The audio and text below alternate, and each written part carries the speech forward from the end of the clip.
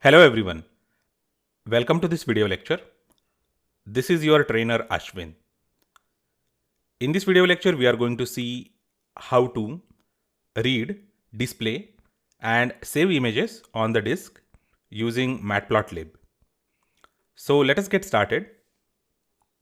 We will get started with the set of usual commands matplotlib inline. Then we are going to import numpy and import matplotlib as or .pyplot as plt. So if I execute this, it is going to import all the required libraries. Now we know that imread function in Matplotlib reads the images from the disk and returns those images as a Python variable. So let us see this imread function in action. So we can call it using plt.imread, and then we have to provide it the string that has the path of the file. Okay, and it is dataset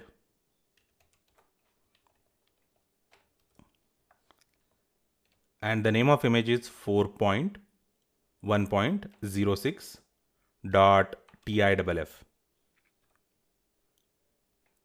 img1 is the name of variable. So make sure that if you are reading any image other than PNG file format, you have got Pillow library installed on your computer or Raspberry Pi. So I guess in the last video lecture, we saw already how to install Pillow on computer and Raspberry Pi. So as we already know that imread is able to support only PNG images natively. In order to work with any other file format, we need to have Pillow installed on the computer. So now this statement is going to read the image stored at /home/pi/dataset /4.1.06.tiff. So if the image is not in the same directory where we are running Jupyter, then we have to provide the absolute path of the image file. Otherwise, if the image is in the same directory where we are running this Jupyter notebook, or it is in the subdirectory, we can just provide the relative path. But it is not the case here. I have actually a separate directory for storing all the image datasets. So this image actually happens to be the part of that dataset, and I'm going to read that image and store it in img. So if I execute it, it will execute successfully. And now I want to show this image on the screen. Now this is a color image, so you will be able to recognize it immediately. Okay, imshow and img1. So this is going to show the image. Okay, and finally plt.show, it is going to display the image in the notebook. So if I execute this, I'll be able to see this color image. So there are more things we can do with this. We can turn the axis off because this is an image. This is not some sort of conventional numeric data. This is a 256 by 256 image, but I really do not need the axis in order to work with the images exactly. So I'm just going to turn the axis off. So the command for that is plt.axis off. So if I execute it, it is going to turn the axis off for that image. And finally, we can even give it a title. So we have used this function call earlier also for providing the title to all the Matplotlib plots. So here we are going to give the title tree.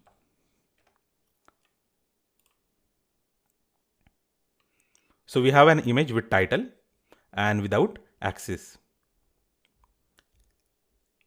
Now let us see how to save the image on disk. We can use plt.imsave function to save the image on the disk.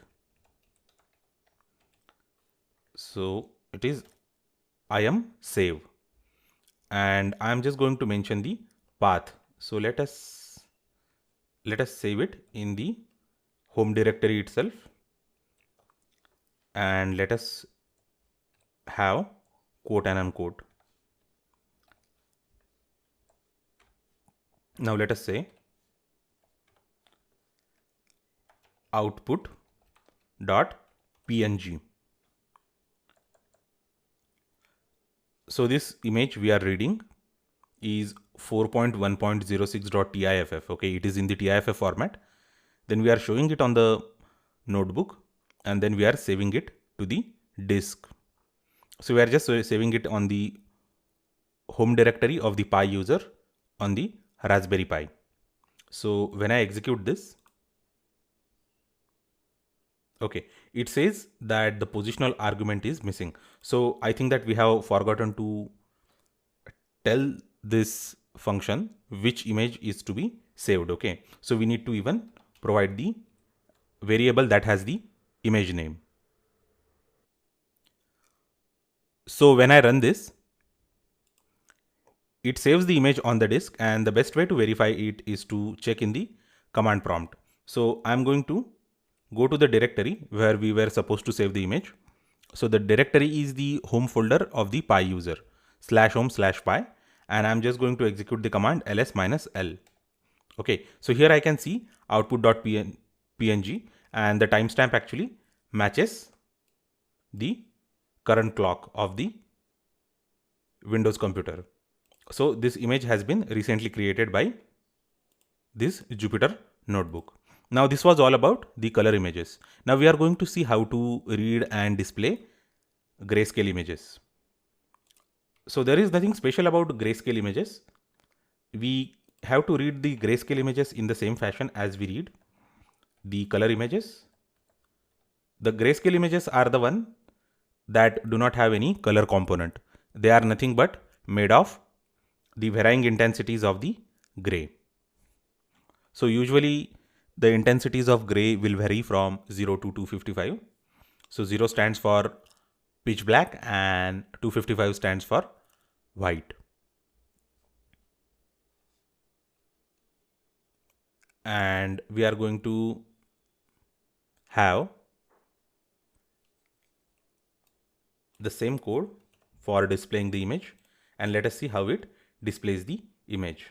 Okay, so title I'm going to just delete for now, and let us run this.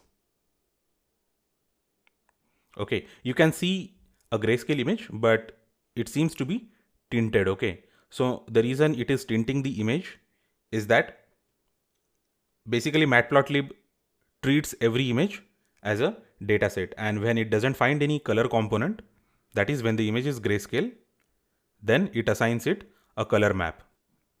So we can change this default color map by adding an extra argument. Okay, so before adding the extra argument, I will just comment this line of code, copy it, and say cmap equals to gray. So when I'm going to make this notebook available to all of you for practicals or for trying out the code examples, you can just uncomment that line of code and comment this line of code, and then see the difference between execution.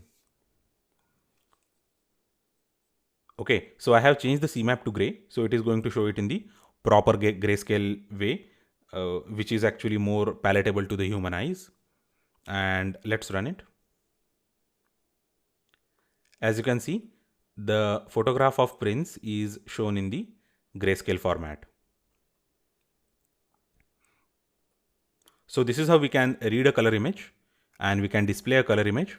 We also learned how to save that image onto disk, and we even verified that the image has been saved on the disk by running the command ls-l.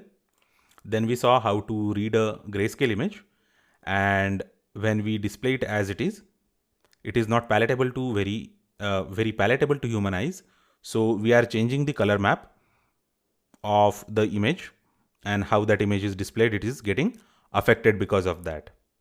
So when you choose gray color map, the image is displayed in proper human recognizable grayscale format.